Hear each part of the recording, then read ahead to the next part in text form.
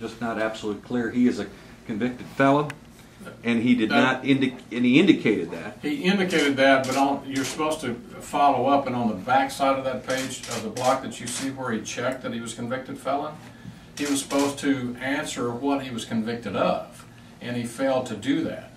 And he should have shown what his felony conviction was, which he robbed the Smoky Mountain Market up in East Tennessee. Which was back early 90s, or? Yeah, and was convicted of robbery.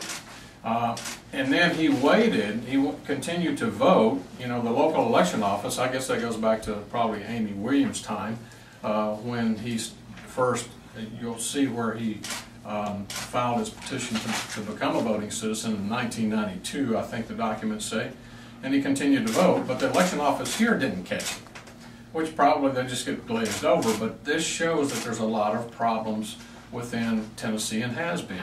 I mean, be it 10,000 voters were purged that were convicted felons. So there's a lot of problem here, and for people to say that it's not a big issue, we're just trying to keep, while I carry the bill, trying to keep voting fair and purity of the ballot box.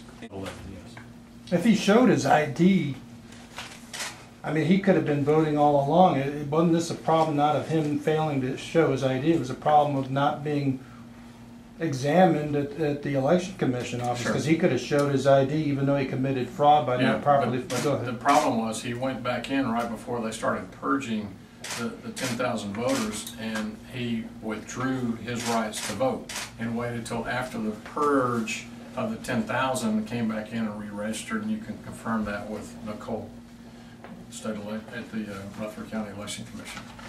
And if I may add to your question, Chris. Scott. Oh. And Scott. Scott jumped in there before I could. But, Mr. Pegel voted in 12 elections without having his voting rights restored, and that is the fact.